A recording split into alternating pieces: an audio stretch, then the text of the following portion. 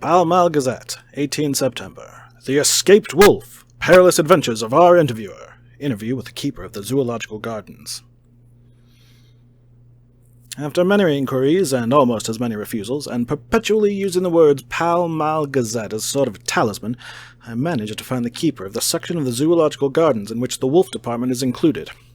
Thomas Builder lives in one of the cottages in the enclosure behind the elephant house, and was just sitting down to his tea when I found him. Thomas and his wife are hospitable folk, elderly and without children, and if the specimen I enjoyed of their hospitality be of the average kind, their lives must be pretty comfortable. The keeper would not enter on what he called business until the supper was over, and we were all satisfied. Then, when the table was cleared, and he had lit his pipe, he said, "Now, sir, you could go on and ask me what you want. You'll excuse me refusing to talk of professional subjects afore meals. I gives the wolves and the jackals and the hyenas and all our section their tea afore I begin to ask them questions." "How do you mean, ask them questions?" I queried, wishful to get him into a talkative humour. "Hitting of them over the head with a pole is one way, scratching of their ears is another. When gents as is flush wants a bit of a show-off to their gals. I don't so much mind the fust, the hitting with a pole afore I chucks in their dinner. But I waits till they've had their sherry and coffee, so to speak, afore I tries on with the ear-scratching. Mind you," he added philosophically, "there's a deal of the same nature in us as in them there animals. Here's you a-comin' and arskin' of me questions about my business, and I that grumpy-like, that only for your bloomin' 1/2 quid I'd a-seen you blowed fust 'fore I'd answer. Not even when you arsked me sarcastic-like, if I'd like to arsk your superintendent if you might arsk me questions. Without offence, did I tell yer to go to hell?" "You did." "And when you said you'd report me for using of obscene language, that was hitting me over the head. But the 1/2 quid made that all right. I warn't a-going to fight, so I waited for the food, and did with my owl as the wolves and lions and tigers does. But Lord love your heart, now that the old 'ooman has stuck a chunk of her tea-cake in me, and rinsed me out with her bloomin' old teapot, and I've lit up, you may scratch my ears for all you're worth, and won't get even a growl out of me. Drive along with your questions. I know what you're coming at. That 'ere escaped wolf." "Exactly. I want you to give me your view of it. Just tell me how it happened, and when I know the facts, I'll get you to say what you consider was the cause of it, and how you think the whole affair will end." "All right, Governor. This 'ere is about the old story. That 'ere wolf, what we called Berserker, was one of 3 grey ones that came from Norway to Jamrix, which we bought off him 4 years ago. He was a nice, well-behaved wolf that never gave no trouble to talk of. I'm more surprised at him for wanting to get out nor any other animal in the place. But there, you can't trust wolves no more nor women." "Don't you mind him, sir," broke in Mrs. Tom with a cheery laugh. "He's got no mind in the animals so long that blessed if he ain't like the old wolf his elf. But there ain't no harm in him." "Well, sir, it was about 2 hours after feeding yesterday when I first hear my disturbance. I was making up a litter in the monkey house for our young puma, which is ill. But when I heard the yelping and howling, I came straight away. There was Berserker, a-tearing like a mad thing at the bars as if he wanted to get out. There wasn't much people about that day, and close at hand was only one man, a tall, thin chap, with a hook nose and pointed beard, and a few white hairs running through it. He'd had a hard, cold look and red eyes, and I took a sort of mislike to him, for it seemed as if it was him as they was irritated at. He had white kid gloves on his hands, and he pointed out the animals to me and says, 'Keeper, these wolves seem upset at something.'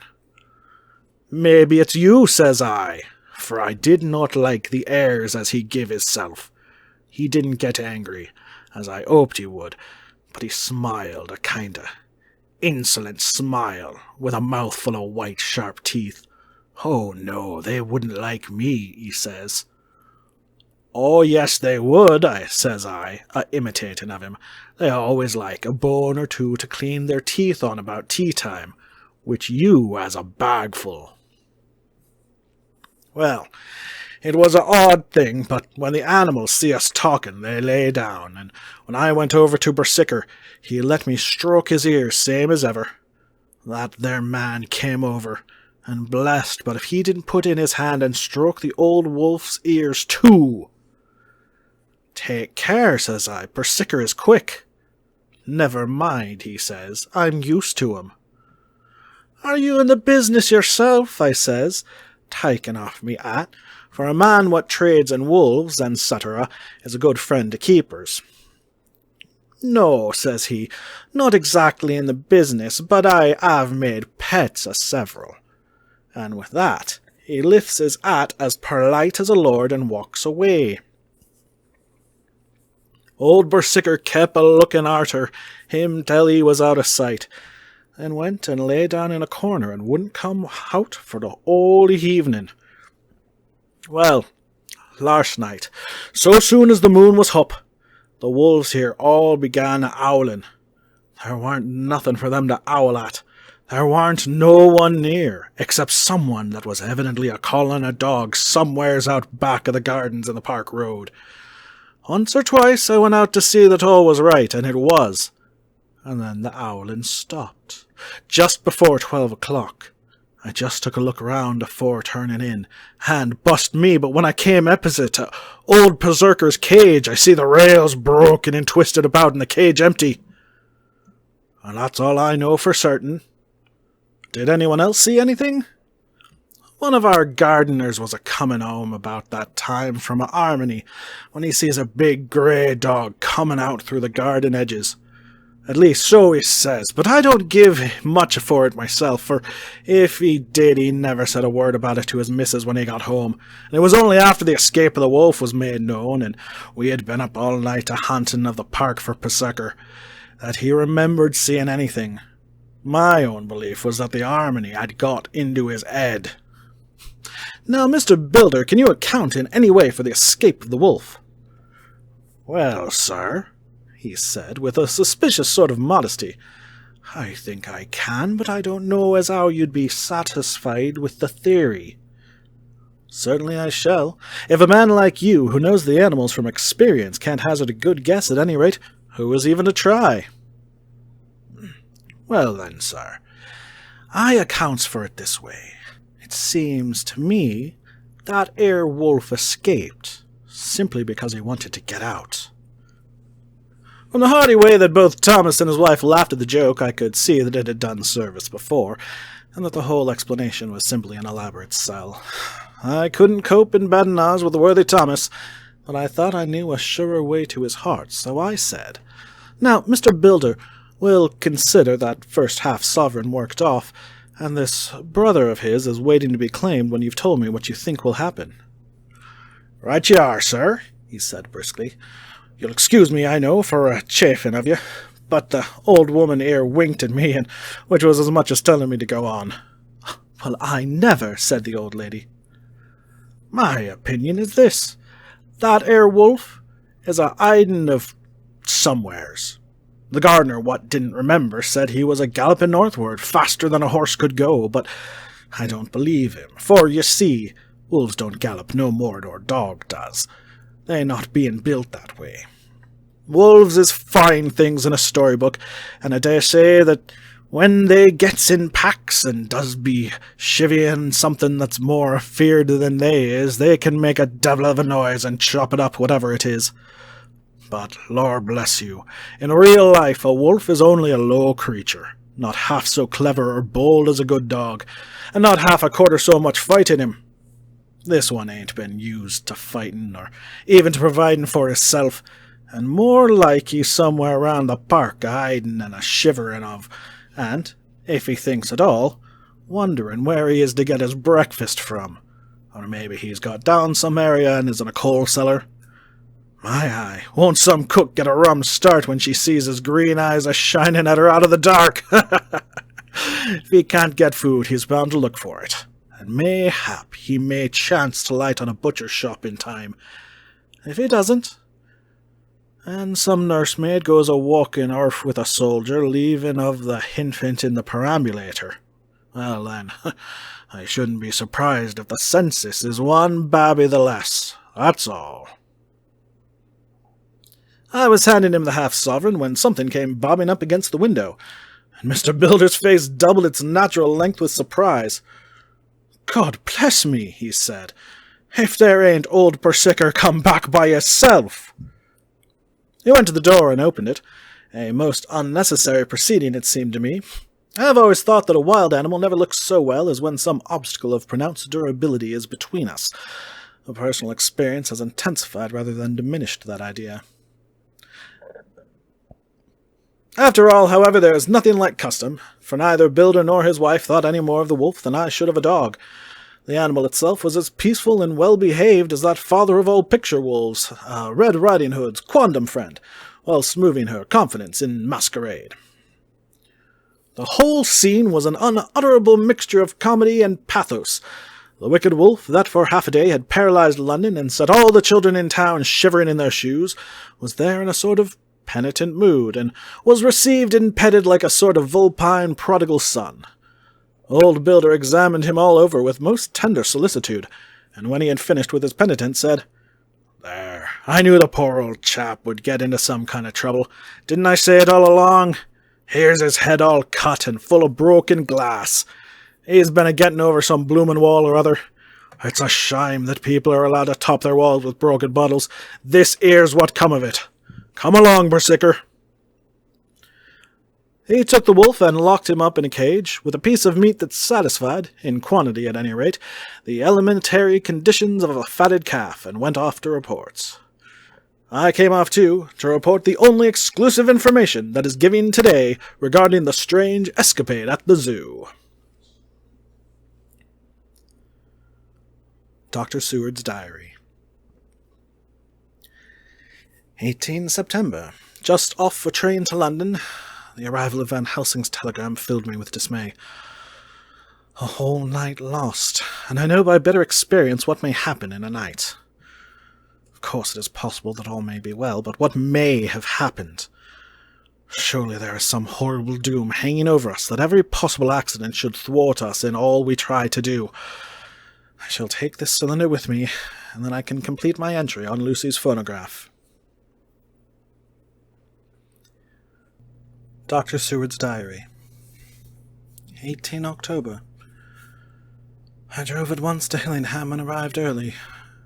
Keeping my cab at the gates, I went up the avenue alone. I knocked gently and rang as quietly as possible, for I feared to disturb Lucy or her mother, and hoped to only bring a servant to the door. After a while, finding no response, I knocked and rang again, still no answer.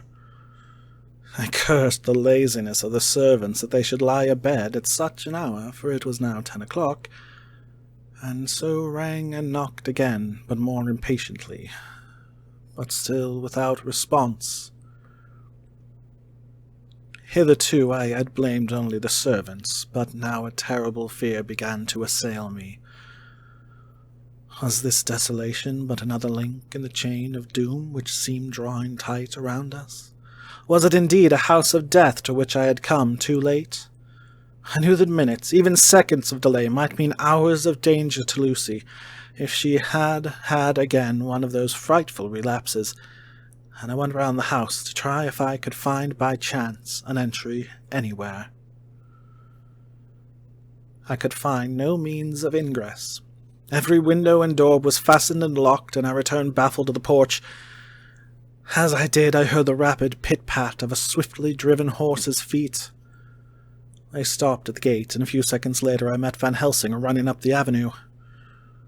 When he saw me, he gasped out, "Then it was you, and just arrived. How is she? Are we too late? Did you not get my telegram?" I answered as quickly and coherently as I could that I had only got his telegram early in the morning, and had not lost a minute in coming here, and that I could not make any one in the house hear me.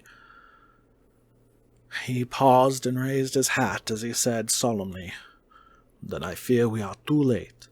God's will be done." With his usual recuperative energy, he went, "Come, If there be no way open to get in, we must make one. Time is all in all to us now. We went round to the back of the house where there was a kitchen window. The professor took a small surgical saw from his case, and handing it to me, pointed to the iron bars which guarded the window. I attacked them at once, and had very soon cut through 3 of them. Then with a long, thin knife we pushed back the fastening of the sashes and opened the window. I helped the professor in, and followed him. There was no one in the kitchen, or in the servants' room, which were close at hand. We tried all the rooms as we went along, and in the dining room, dimly lit by rays of light through the shutters, found 4 servant women lying on the floor.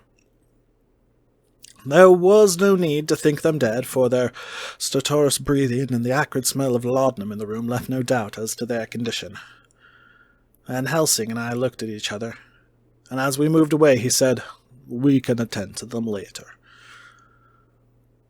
And we ascended to Lucy's room. For an instant or 2 we paused at the door to listen, but there was no sound that we could hear. With white faces and trembling hands, we opened the door gently and entered the room. How shall I describe what we saw? On the bed lay 2 women, Lucy and her mother.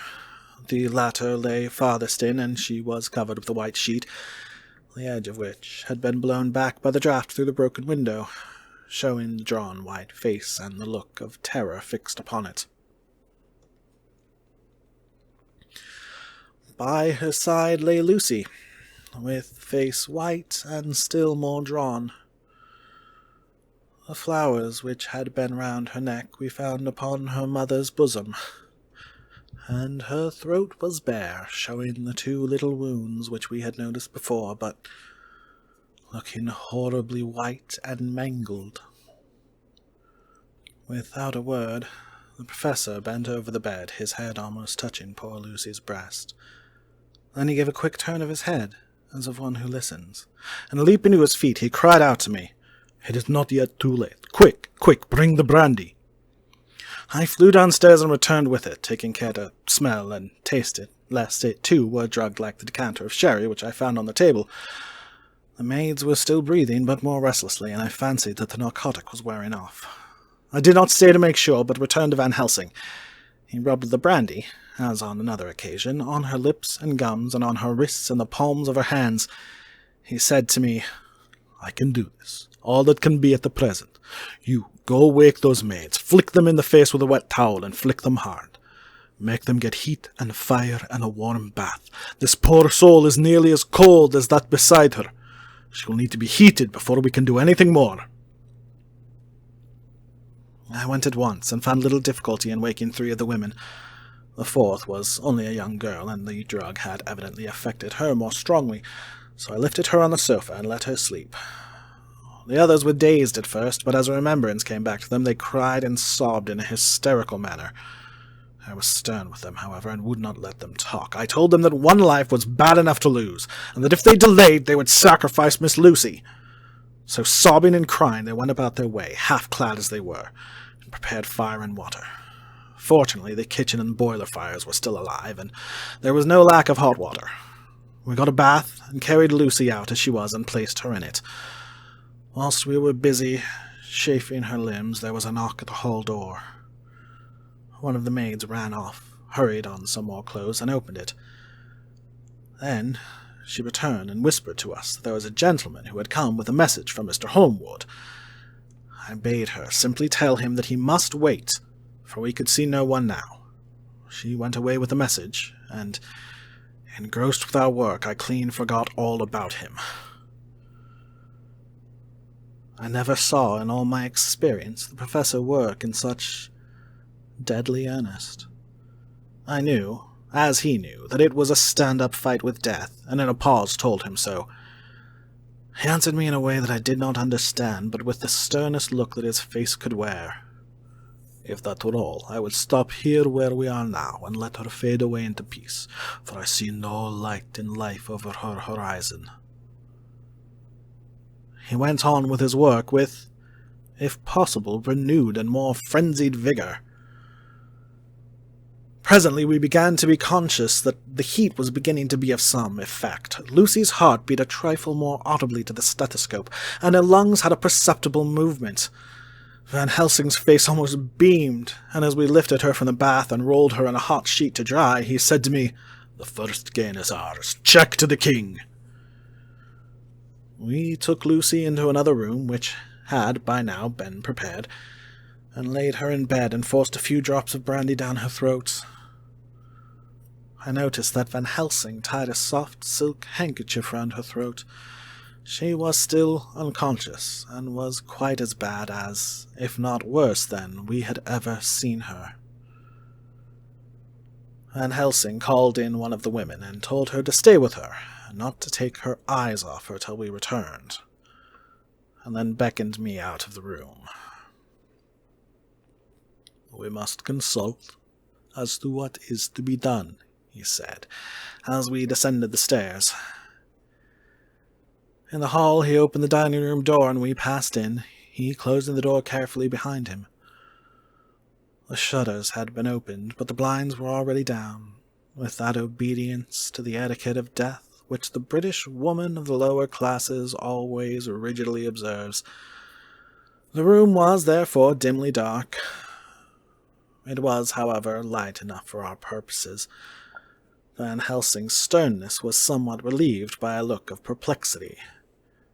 He was evidently torturing his mind about something, so I waited for an instant, and he spoke. "What are we to do now? Where are we to turn for help? We must have another transfusion of blood, and that soon, or that poor girl's life won't be worth an hour's purchase. You are exhausted already. I'm exhausted too. I fear to trust these women, even if they would have courage to submit. What are we to do for someone who will open his veins for her?" What's the matter with me, anyhow?" The voice came from the sofa across the room, and its tones brought relief and joy to my heart, for they were those of Quincy Morris. Van Helsing started angrily at the first sound, but his face softened, and a glad look came into his eyes as I cried out, "Quincy Morris!" and rushed towards him with outstretched hands. "What brought you here?" I cried as our hands met. "I guess art is the cause." He handed me a telegram. "Have not heard from Seward for 3 days, and I am terribly anxious. Cannot leave. Father still in same condition. Send me word how Lucy is. Do not delay. Holmwood." I think I came in just the nick of time. You know you have only to tell me what to do." Van Helsing strode forward and took his hand, looking him straight in the eyes as he said, "A brave man's blood is the best thing on the earth when a woman is in trouble. You're a man and no mistake. Well, the devil may work against us for all he's worth, but God sends us men when he wants them." Once again we went through that ghastly operation. I have not the heart to go through with the details. Lucy had got a terrible shock, and it told on her more than before, for though plenty of blood went into her veins, her body did not respond to the treatment as well as on the other occasions. Her struggle back into life was something frightful to see and hear. However, the action of both heart and lungs improved, and Van Helsing made a subcutaneous injection of morphia as before, and with good effect. Her faint became a profound slumber. The professor watched whilst I went downstairs with Quincy Morris and sent one of the maids to pay off one of the cabmen who were waiting. I left Quincy lying down after having a glass of wine and told the cook to get ready a good breakfast. Then a thought struck me. I went back to the room where Lucy now was. When I came softly in, I found Van Helsing with a sheet or two of notepaper in his hand. He had evidently read it, and was thinking it over as he sat with his hand to his brow. There was a look of grim satisfaction in his face, as of one who has had a doubt solved.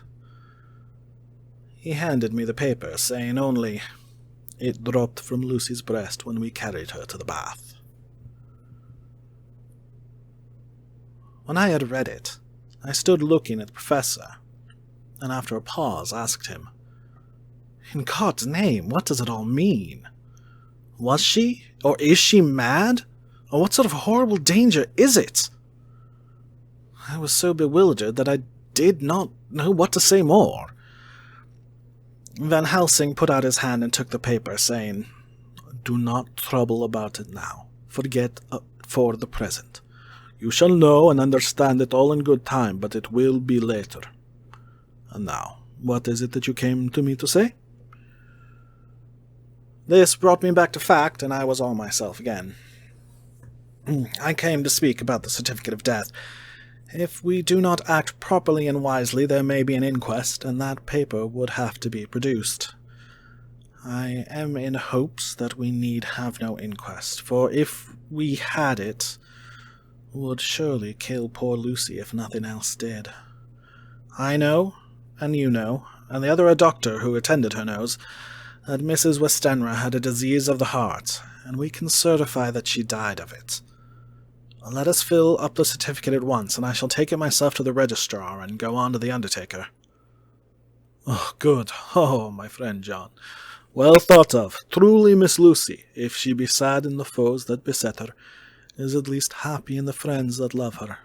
1, 2, 3, all open their veins for her, besides one old man. Ah, yes, I know, friend John, I am not blind. I love you all the more for it. Now go." In the hall I met Quincy Morris, with the telegram for Arthur telling him that Mrs. Westenra was dead, that Lucy also had been ill, but was now going on better, and that Van Helsing and I were with her. I told him where I was going, and he hurried me out, but as I was going, said, "When you come back, Jack, may I have 2 words with you all to ourselves?" I nodded in reply and went out. I found no difficulty about the registration, and arranged with the local undertaker to come up in the evening to measure for the coffin and to make arrangements.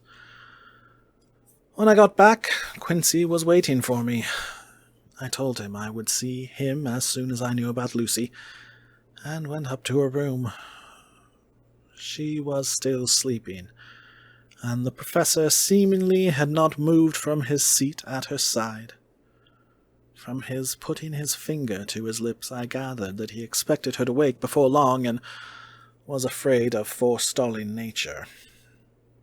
So I went down to Quincy, and took him into the breakfast-room, where the blinds were not drawn down, and which was a little more cheerful, or rather less cheerless than the other rooms.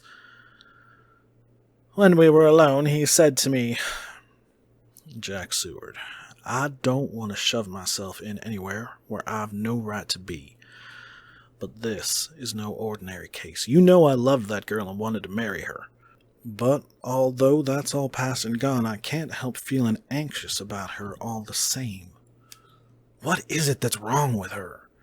The Dutchman, and a fine old fellow he is, I can see that, said that time you two came into the room that you must have another transfusion of blood, and that both you and he were exhausted. Now, I know well that you medical men speak in camera, and that a man must not expect to know what they consult about in private. But this is no common matter, and whatever it is, I have done my part. Is not that so?" "That's so," I said, and he went on.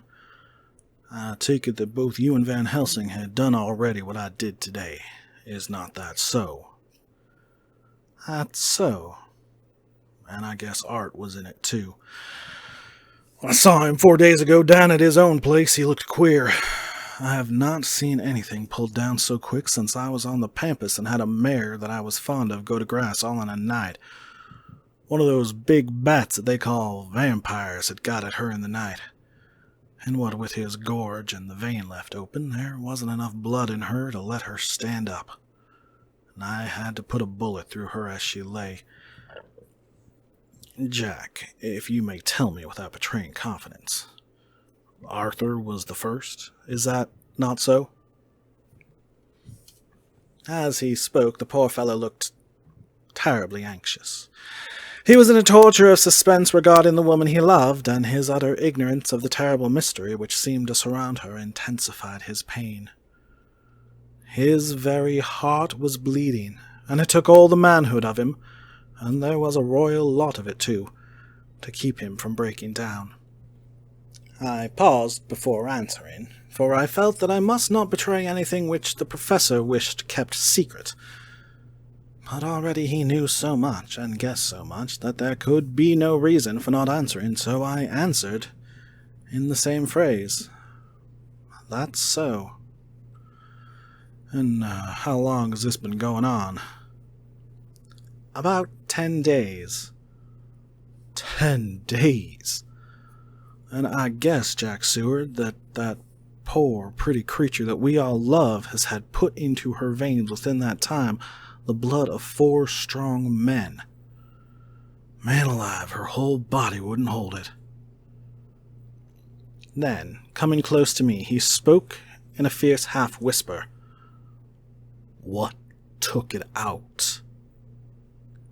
I shook my head. That, I said, is the crux. Van Helsing is simply frantic about it, and I am at my wit's end, and I can't even hazard a guess.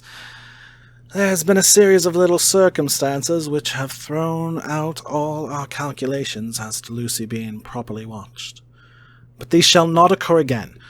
Here we stay, until all be well or ill. Quincy held out his hand. Count me in, he said. You and the Dutchman will tell me what to do, and I'll do it. When she woke late in the afternoon, Lucy's first movement was to feel in her breast, and, to my surprise, produced the paper which Van Helsing had given me to read. The careful professor had replaced it where it had come from, lest on waking she should be alarmed. Her eye then lit on Van Helsing, and on me too, and gladdened. Then she looked around the room, and seeing where she was, shuddered. She gave a loud cry, and put her poor thin hands before her pale face.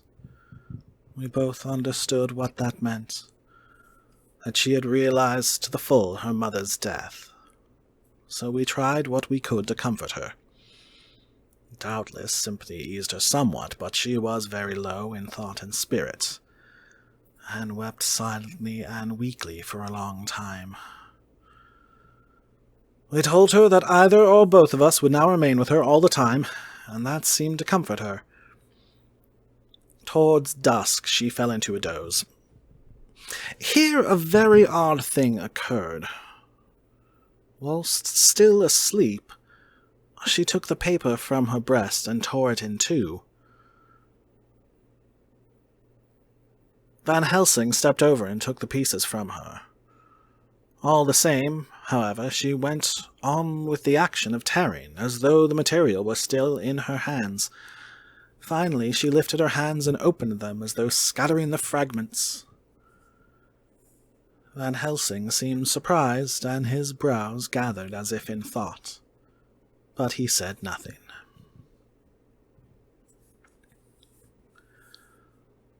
Letter. Mina Harker to Lucy Westenra. Unopened by her. 18 September. My dearest Lucy, such a sad blow has befallen us. Mr. Hawkins has died very suddenly. Some may not think it so sad for us, but we had both come to so love him that it really seems as though we had lost a father. I never knew either father or mother, so the dear old man's death is a real blow to me. Jonathan is greatly distressed. It is not only that he feels sorrow, deep sorrow for the dear good man who has befriended him all his life, and now at the end has treated him like his own son, and left him a fortune which to people of our modest bringing up is wealth beyond the dreams of avarice. But Jonathan feels it on another account. He says the amount of responsibility which it puts upon him makes him nervous. He begins to doubt himself.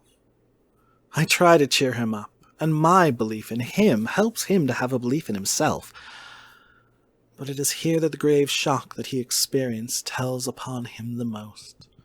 Oh, It is too hard that a sweet, simple, noble, strong nature such as his, a nature which enabled him by our dear good friend's aid to rise from clerk to master in a few years, should be so injured that the very essence of its strength is gone. Forgive me, dear, if I worry you with my troubles in the midst of your own happiness, but, Lucy, dear, I must tell someone. For the strain of keeping up a brave and cheerful appearance to Jonathan tries me, and I have no one here that I can confide in. I dread coming up to London, as we must do the day after tomorrow, for poor Mr. Hawkins left in his will that he was to be buried in the grave with his father. As there are no relations at all, Jonathan will have to be chief mourner. I shall try to run over to see you, dearest, if only for a few minutes. Forgive me for troubling you. With all blessings, your loving, Mina Harker.